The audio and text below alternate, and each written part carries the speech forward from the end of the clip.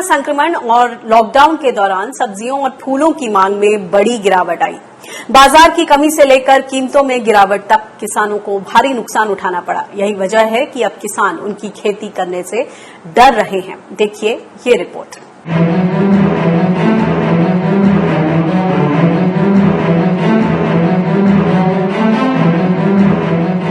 Lockdown के दौरान ये तस्वीरें आम रहीं। एक से बढ़कर एक खूबसूरत फूल, गुलदस्तों से लेकर मंचों तक माहौल को खुशनुमा बनाने वाले फूलों का लॉकडाउन के दौरान ये हाल हुआ।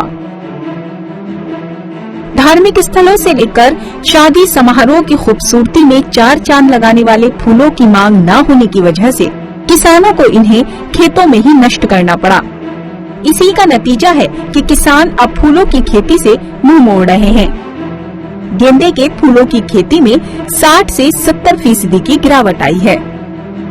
बहुत डल चल रहा है। पहले तो खरीदते थे बहुत सारे फूल यहाँ से, जितने होते थे लाइक हम 30% खरीदते थे यहाँ से, तो अभी बहुत कम हो गया है। लाइक 5 से 10% ही खरीद रहे हैं यहाँ से, ज्यादा खरीदारी भी नहीं हो रही और बेचे भी किसको इतना सेल्स नहीं है।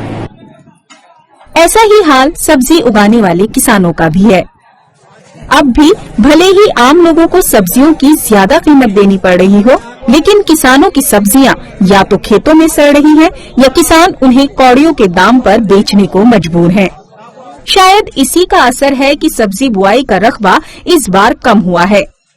समाचार पत्र हिंदू बिजनेस लाइन की खबर के मुताबिक सब्जियों के बीज खरीद में 20 से 30% की गिरावट आई है। ट्रांसपोर्ट, मंडियां बंद होने और सही कीमत न मिलने को इसकी बड़ी वजह बताया जा रहा है। घिया, तोरी, पेठा, हर तरह की प्योद मतलब अपने यहाँ से बना के रेडी करके जो भी फार्मर मेरे से लेने के लिए आते हैं मैं उनको सेल आउट कर देता हूँ। अच्छी वैरायटीज लगाता हूँ। बट ये है कि जैसे अभी लॉकडाउन चला हुआ है तो इसकी वजह से थोड़ा सा रेट थोड़ा हमें डाउन मिल रहा है। स्टार्टिंग में मेरी जो कैप्सिकम थी अच्छे रेट पे निकली हुई है, अभी थोड़ा सा कम रेट में गई। किसानों को हुए नुकसान और सरकार की उदासीनता ने सब्जी फूलों की खेती पर बुरा असर डाला है। ये तो साफ है कि किसान बड़े नुकसान और संकट से जूझ रहे हैं। अरबी है, शिमला मिर्च है, लहसुन है, अदरक है, बहुत सी सब्जियां हैं जिनके पैसे दाम बढ़े हुए हैं, बारिश के कारण बढ़े हुए हैं। पेट्रोल डीजल की कीमतें भी बढ़ गई हैं, भाड़े भी बढ़ गए हैं। कुछ इस बार फसल भी कम हुई है, तो फसल अब जो है स्टोर से आती है तो वो धीरे धीरे कम होती जा रही है। तो रेट नेचुरली बढ़ेगा ही। बढ़ोतरी कम हो रही है टमाटर की इस टाइम बरसात की वजह से, तो इसलिए थोड़ी महंगाई है नहीं। जब बढ़ोतरी हो जाएगी तो रेट सस्ता हो जाएगा। लेकिन सिर्फ किसानों को ही नहीं बल्कि सब्जी की कम बुआई से उत्पादन कम होगा और उत्पादन कम होने से दाम बढ़ेंगे, यानी खेती किसानी से जुड़ा संकट आने वाले समय में आम लोगों की जेब पर भी असर डालेगा। Bureau report, Swaraj express. और इस खबर पर और ज्यादा बातचीत करने के लिए समझते हैं कि जो फूलों का धंधा है उसको लेकर जो उसके किसान हैं उनके लिए आगे की क्या रहा है, क्या है भविष्य। इस पर बातचीत करने के लिए हमारे साथ हैं इंद्रशेखर सिंह, जो कि डायरेक्टर हैं policy and outreach, national seed association of India से। आपका बहुत बहुत स्वागत है इंद्र। ये बताएं कि जो किसान है फूलों की खेती को हमने दिखाया कि कोविड काल में कुछ 100% उनका धंधा पूरी तरह से चौपट हो गया। अब आपको क्या लगता है स्थिति कैसी बनी हुई है? आगे की अगर भविष्य की बात करें तो इनके लिए किस तरह के विकल्प? अनिका जी शुक्रिया।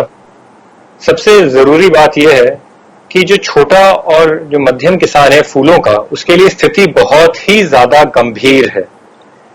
आपको मैं बताता हूं, ये फिगर्स मुझे मिल रहे हैं महाराष्ट्र से लेकर उत्तर प्रदेश, राजस्थान और अन्य कई इलाकों से। जो लोग गेंदे की खेती करते हैं, चाहे वो छोटे किसान हो या बड़े किसान हो, इस बार आप समझिए कि 60 to 70% ड्रॉप हुआ है गेंदे की खेती में। क्यों? क्योंकि जो टबैको इंडस्ट्री है, जहां पे गेंदे के फूल की बड़ी मांग होती है और साथ ही साथ मंदिरों, मस्जिदों और बाकी जगह शादियों में जहां ये फूल इस्तेमाल होते हैं, वहां हर कहीं ये डिमांड बिल्कुल ही ज्यादा खत्म हो चुकी है जी। तो जो ये किसान है इस समय बहुत ज्यादा डरे हुए हैं। किसान सोच रहे हैं कि हम अपने फूल कहां भेजेंगे, न उन्हें खा सकते हैं, न उन्हें आसपास किसी मंडी में बेच सकते हैं। तो क्या होगा उनके भविष्य का, इस समय वो लोग बहुत ही ज्यादा डरे हुए हैं, आप ये समझिए। अगर हम कुछ और फूलों की बात करें जी, तो हो गया जी, रोज हो गया रखें। या गुलाब जिसे कहते जी। हैं, इसकी डिमांड फिर भी थोड़ी है, क्योंकि जो परफ्यूमरी इंडस्ट्री है उनमें ये डिमांड अभी भी स्टेबल है। वो लोग इसको स्टोर कर सकते हैं। जो आसपास के इलाके हैं, जैसे Right. कन्नौज के आसपास के जो फूल उगाने वाले इलाके हैं, वहां पे अभी भी लोगों के आपसी कुछ ताल्लुक का, जिसके कारण वो लोग कुछ बचे हुए हैं। लेकिन जो बाकी फूलों का किसान है उसने बहुत मार खाई है, और उसने मार खाने के बाद वो सीरियल्स की तरफ गया है, वो मेज की तरफ गया है। ना वो सब्जी उगा सकता था, इसके बाद ना वो धान ही उगा सकता था। वो गया है, मेरे हिसाब से वो गया है या तो दलहन की ओर, तिलहन की ओर, या फिर भुट्टे की ओर। ये कुछ जो है छोटे किसानों ने पाए हैं। मेरे हिसाब से जी। जो छोटे और मध्यम किसान है, और स्पेशली जो छोटे किसान है जो खेती कर रहे थे, उनकी कमर तोड़ है कोविड में। जी, अगर इन फूलों की खेती करने वाले किसानों के लिए बीज की बात करें, जो छोटी छोटी पौध बनाते हैं, जो नर्सरी में, पॉली हाउसेस में, तो बीज की उपलब्धता भी काफी बाधित रही। जो जून के महीने में बुआई होती है, तो ऐसे में जिनके पास अपने बीज थे, बताया जा रहा है कि वो किसान भी अपने बीज बहुत हिचकते हुए लगा रहे थे और कितनों ने रोक भी लिया। तो क्या उम्मीद की जाए कि आने वाला जो त्योहार का सीजन अक्टूबर में, जैसे दीपावली आती है, या तो जो फूलों की रौनक है वो कुछ कम दिखेगी बाजार में?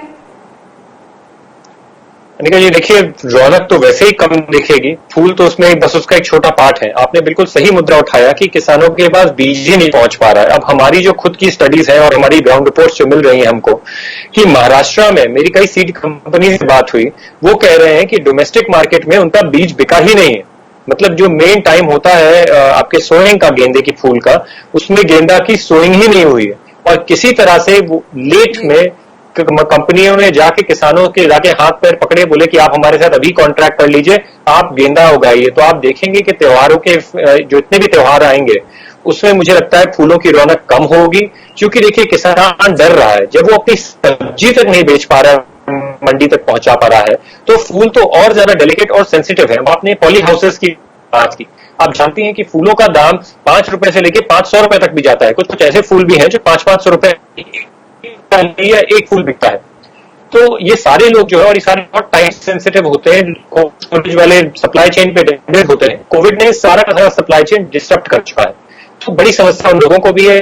कैसे फिर से इन्वेस्ट करें, फोकस से आप देखिए तो काफी सारे एक तरह से ये नकदी फसल मानी जाती है, इसमें बहुत अच्छा पैसा कमा रहे थे। अगर 2017 की बात करें तो गेंदे का फूल जो है 100 रुपए प्रति किलो से ऊपर ही उसका भाव बना रहा। तो जाहिर सी बात है कि कितने ही किसान इसकी तरफ गए। लेकिन अब जो किसान फूलों की खेती विशेषकर करते थे, छोटे किसानों की बात करें, मध्यम मझोले किसानों की, इसमें से कितने ही किसान बटाई पर खेती, रेंट पर लैंड लेकर खेती करते हैं। और ऐसे में जो सरकार की तरफ से कोई मदद भी मिली तो आपको लगता है कि वो काफी रही? क्योंकि कितने ही किसानों की शिकायत है कि एक तो मदद नहीं मिली, पैकेज में उनके लिए जो मदद है वो नदारत थी, और जहां थोड़ी बहुत मिली भी वो जो लैंड ओनर्स हैं उन तक गई वो मदद। जी देखिए, ये समस्या सिर्फ फूलों के साथ नहीं, हरी क्रॉप्स के साथ है और हर प्रकार के छोटे किसान के साथ है। और जो टेनेंट फार्मर की आपने बात की, जो बटाई पे काम करते हैं, आधिया पे काम करते हैं, देखिए उनके लिए जो समस्या है वो और भी ज्यादा बड़ी है। मैंने कई लेख भी लिखे हैं जिनमें मैंने साफ साफ तरह से ये दर्शाया है कि सरकार की जितनी भी नीतियां हैं, ये गांव समाज के अंदर एक पर्टिकुलर जो एक समाज है या एक तबका है किसानों का, उनके लिए अच्छी है। लेकिन जो उनके नीचे के तबके हैं उनको कभी कभी ये बेनिफिट्स या जो भी सरकार स्कीम दे रही है, जो भी रिलीफ देना चाहती है, वो कभी मिल ही नहीं पाएंगे। क्यों? क्योंकि वो बैंकिंग सेक्टर से कनेक्टेड नहीं है, क्योंकि उनके पास इतनी समझ नहीं है या उतने वो पढ़े लिखे नहीं है कि वो बैंक जा सकें या सरकारी स्कीमों को समझ सकें। तो आप देखेंगे भारत में परिस्थितियां और गंभीर होंगी। और मैं दर्शकों को भी बताना चाहता हूं कि छोटे किसान जो है, इस समय जो सबसे छोटे और जो बटाई पे काम करने वाले किसान है, उनकी हालत बहुत ज्यादा खराब होगी। आप देखिएगा कि गांव में रूरल एम्प्लॉयमेंट बढ़ने वाला है और गांव में साथ साथ क्राइम भी बढ़ेगा। ये एक सबसे पहला इंडिकेटर है या पहला संकेत है कि क्राइम, आप देखिए इस समय गांव में कितना ज्यादा बढ़ चुका है। इसी से पता चल जाएगा कि छोटे किसान कितने ज्यादा मुसीबत में है। और अब वहां से माइग्रेंट लेबर भी पहुंच चुके हैं, जिसके कारण परिस्थितियां और ज्यादा गंभीर हो चुकी हैं।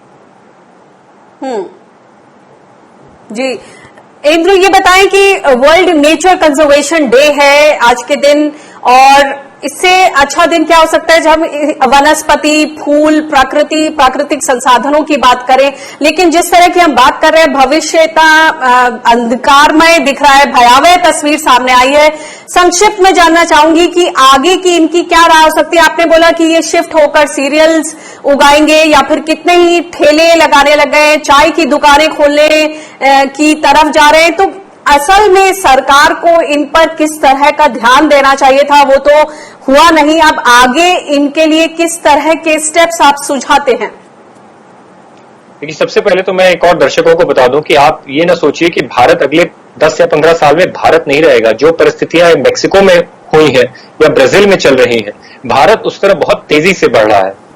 और अब मैं बात करूं, आपने कंजर्वेशन की बात की, तो हमें एक क्लस्टर अप्रोच माइंडसेट से, एक इंडस्ट्रियल फार्मिंग माइंडसेट से थोड़ा हट के आना पड़ेगा। हमें देखना पड़ेगा, हमें अपने क्रॉप्स के अंदर एक डिसेंट्रलाइज्ड एग्रीकल्चरल नीतियां चाहिए। हमें नहीं चाहिए कि जो दिल्ली बता रही है कि क्या करना है, राजस्थान या इलाहाबाद को, या इलाहाबाद के नीचे इलाहाबाद के गांव तबकों को, पुराओं को क्या करना है। हमें देखना पड़ेगा कि अगर मान लीजिए एक और महामारी आ जाती है, तो क्या हमारे तालुक और हमारे जो ब्लॉक लेवल पे है, क्या हमारे ब्लॉक से सब कुछ उगाया जा सकता है। हमें ऐसी प्लानिंग की जरूरत है कि एक ही डिस्ट्रिक्ट में या एक ही सब डिस्ट्रिक्ट में दाल भी उगे, तिलहन भी उगे, चावल भी उगे, गेहूं भी उगे, और जो उग सकता है, हर एक तालुक और हर एक ग्राम पंचायत आत्मनिर्भर हो। जब जब इस तरह से अपने जीवन में उतारेंगे और अपनी कृषि नीति में उतारेंगे, तभी भारत का कुछ हो सकता है। क्रॉप डाइवर्सिफिकेशन पर जोर देने की जरूरत है जी।